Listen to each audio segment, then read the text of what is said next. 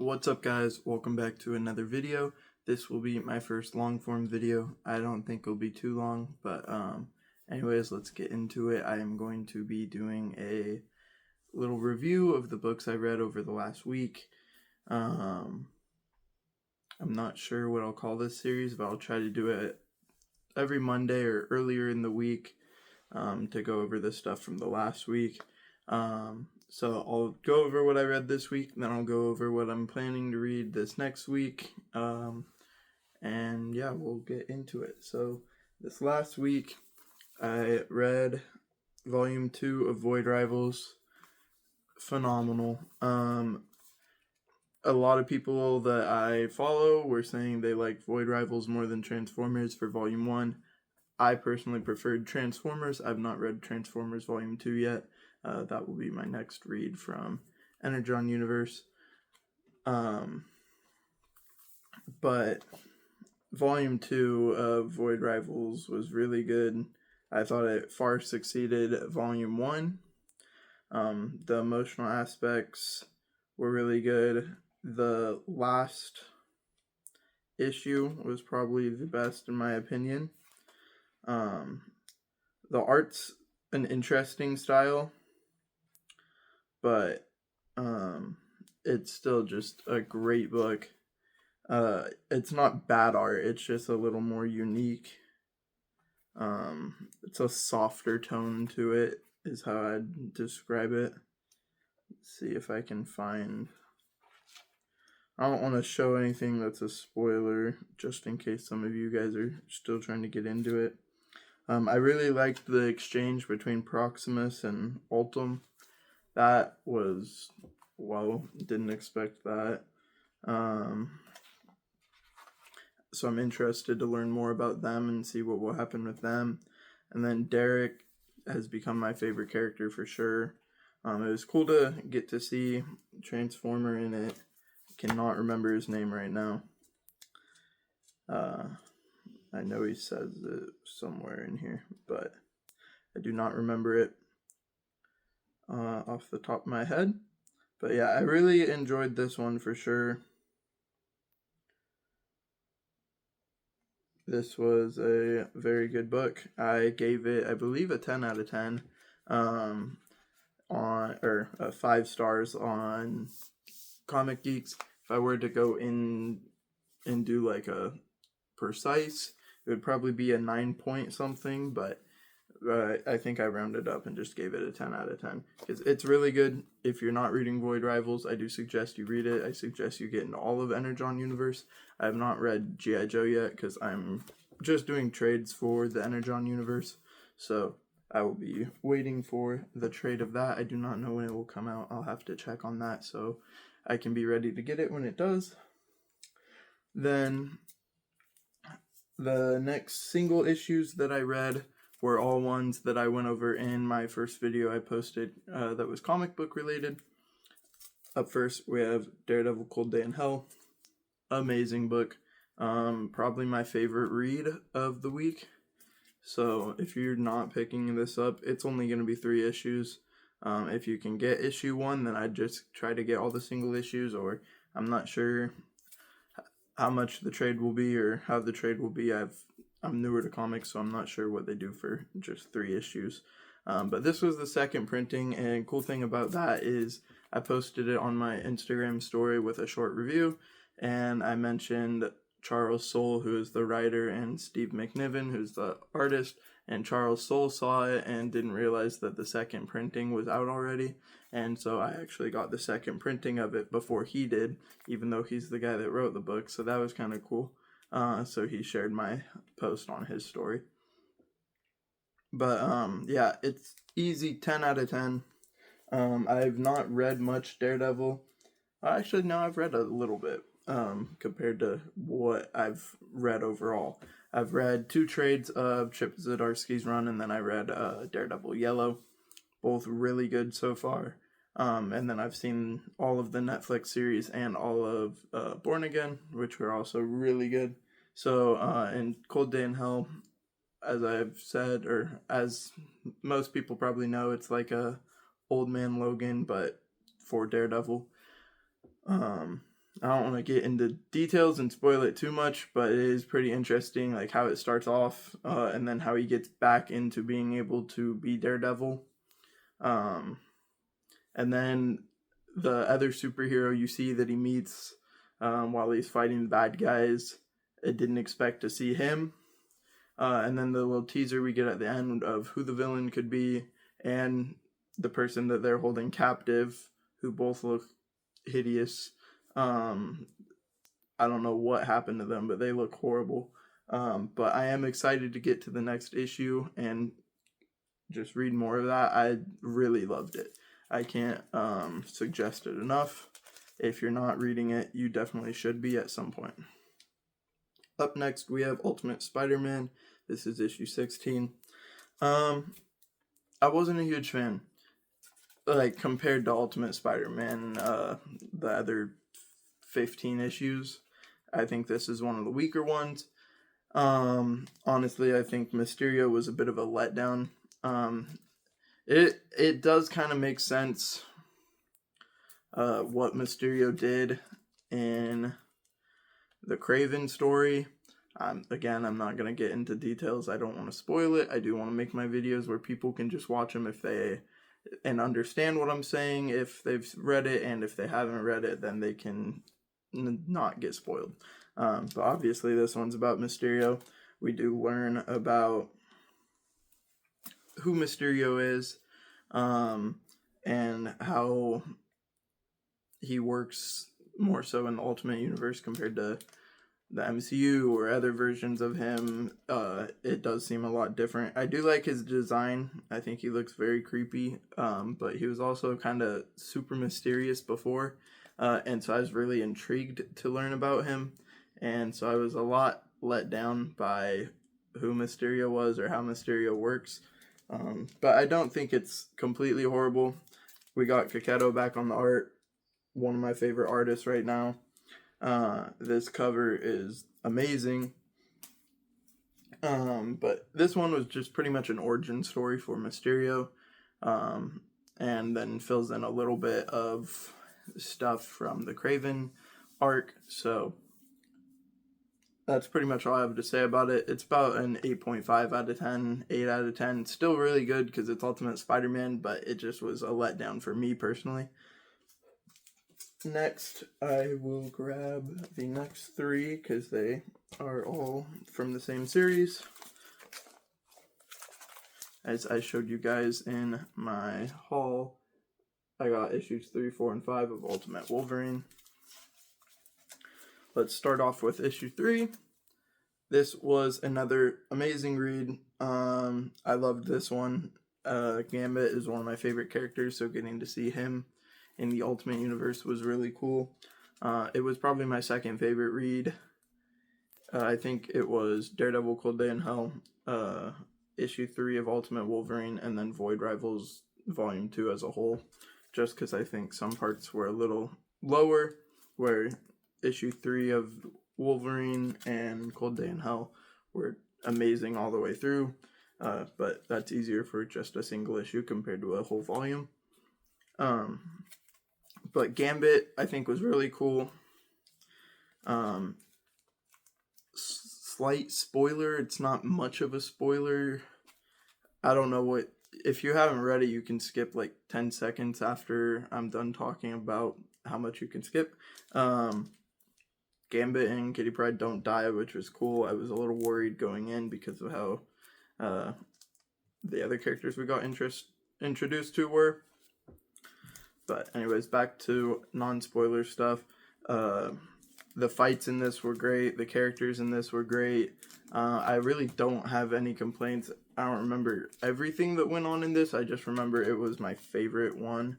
And it had me really excited for the next one. And a lot of people hated this one, from what I had seen. Or not hated it, but thought it was a big letdown. We have issue 4 of Ultimate Wolverine.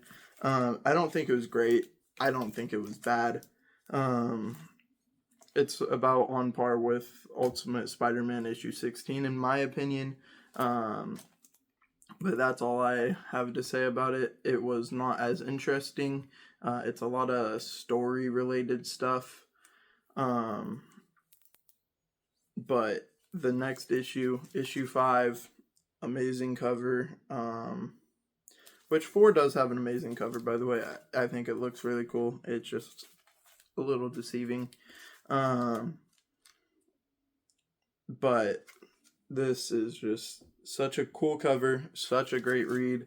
They have a really interesting take on Sabretooth as a character. I did not expect that take on the character, but I'm not upset by it at all. I don't know if some people are.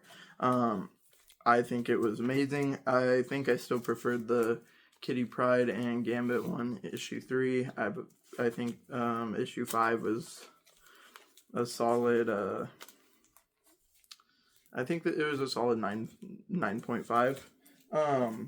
Another thing, we do get introduced to a character in issue 3 along with Kitty Pryde and Gambit. I won't spoil who it is, but I did not expect them to show up in this. It makes sense. For those of you that have read it, you know why it makes sense. But other than that, it was a surprise. I'm not upset by it at all. But I did really enjoy most of that. Issue 4 was not great, but it was still a good read. And then we did get introduced to a couple like kid mutants in issue 5, but I don't know how important they're going to be. Now, we have 2 more of what I've read this week, and then I'll quickly go through what I'm planning to read, or read this last week, and what I'm planning to read this week. We have Absolute Flash issue 2, and you should know what the last one is if you watched my haul and remember. But Absolute Flash issue 2, I think it was a lot better than issue 1, and I still liked issue 1 personally. I know a lot of people were a little more down on it and thought it was a weaker Absolute title. Issue 1, I've only read Absolute Flash and Absolute Batman at this point. I plan to try to get, I'll probably trade weight for Superman and Green Lantern. I guess I have read Martian Manhunter, but I did that online because I wasn't sure if I was going to be interested in it. I'll probably give it one more issue, and then if I like it, I'll probably just trade weight on it. But anyways, Absolute Flash, like I said in my haul, amazing cover. I just love the art in this book. Nick Robles, or however you pronounce his name, just does amazing on art. I'll see if I can find a page that isn't going to be a spoiler. But it was a really cool introduction to the Rogues. This one here, who I believe is who they were calling Jesse. I'm very interested to know more about them. See, it makes me think they're a twist on Trickster, but I believe that's his name. But I've only seen him in the Flash show, and so it's a lot different, so I'm not entirely sure. But it was pretty cool to see how the Rogues are like an actual team together. And I opened up to a perfect page that doesn't really spoil much. Like, this art, I just love it. The emotional aspect, the psychological aspect of what Wally's going through throughout this book is crazy. The ending, the reveal of, like, you kind of get more of an idea of how his powers work, which relates to another Flash universe character. And then the very last page, we do get a reveal of who's going to be in the next issue, which if you've seen the cover, you know, but you may not know who it's supposed to be. But it's an amazing book in my opinion. I really like how they kind of explain how his powers work, I believe is what they were going for. And so I'm interested to see more of that one. And finally, we have Sonic the Hedgehog and DC crossover. This one was better than the first one in my opinion. I think overall, I think the other one had a cooler moment emotionally. I really liked the moment between Shadow and Batman I don't know if I had said that in my video because I had to do a couple of takes to make it shorter. But anyways, this one was really good. Darkseid went crazy, beating up everybody. We did get to see a couple of his goons, whatever you want to call them. We saw Steppenwolf. I don't remember who all else. And of course, we got to see Flash and Sonic going after each other, going at each other about who's faster. It's just a fun little comedic aspect they've been adding to it. So I think it was really enjoyable. And then how it ended, how their fight ended in just this one. I mean, I kind of saw it coming, but also it went a little differently than I expected. And so I'm excited to see what they do with the next issue. Now, coming up to what I'm reading, give me a second here. I'm gonna pause. I'll be right back. Alright, I'm back. Sorry about that. So as for what I'm going to be getting into, I've already started reading Rook Exodus. I just didn't want to include it yet because I'm not finished with the first volume. I will just quickly say it's amazing. 10 out of 10. Geoff Johns is my GOAT. Speed Sultan, who's the comic creator that I watch most or got me into comics a lot more, he said to follow your favorite creator, not your favorite character. And so I already had stuff of my favorite character, and I hadn't read much of it, which that was Green Lantern at the time. Now I'm not 100% sure. I really like Green Lantern, Hal Jordan specifically, and I also like Nightwing, and so I got Green Lantern. I have the first omnibus of Geoff Johns, and then a couple other books I have read were also by Geoff Johns, and I really liked them, and I was like, okay, I think he's my favorite.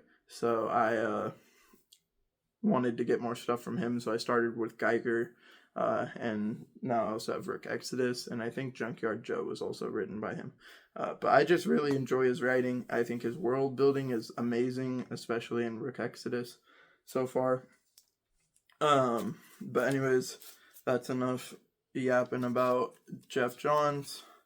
I will eventually go over my collection and you'll see more of what I've read. But up next for single issues I plan to read next week, I have Justice League Unlimited, and that is 3, 4, 5, and 6. I had watched some people that did not enjoy it from the first 2 issues. I think it was really cool. I'd been wanting 3 and I could never get it at my LCS, so I finally ordered it. But I really like Justice League Unlimited. I thought issue 2 ended off really interestingly with what was going on with Martian Manhunter. So I'm really excited to see what happens. And so I have the first 6. This one is a crossover, so I'll try to see if I can get World's Finest. I don't know how much I'll need to,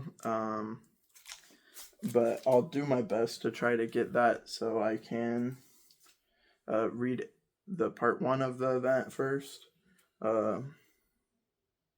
And then up next, I'm planning to read Transformers. I'm going to try to read all of this. As for Rook Exodus, I think I have 1 or 2 issues left, so it shouldn't take me too long. Transformers, I loved Volume 1, 10 out of 10. My first Daniel Warren Johnson thing, and most of you probably know that are watching this, Speed Sultan, it's his, Daniel Warren Johnson is his favorite creator. And I've really enjoyed what he's done on Transformers. I've never really watched any Transformers stuff or read any Transformers stuff before. So it really was a fresh take on it for me, and a good introduction. I really enjoy it, and I love Optimus Prime as a character. And the final thing that I'll start reading, I'm probably not going to finish it in a week, is Batman Hush. This is the 20th anniversary edition. I got it because I have issue 1 of Hush 2, which I've been hearing is falling off, but I'll still give it a chance. But I wanted to read Hush 1 first so I could enjoy it more. And it's obviously an all-time great comic, and I just haven't gotten into it. But I still have the plastic on it, so I was going to take that off on video for those that like that.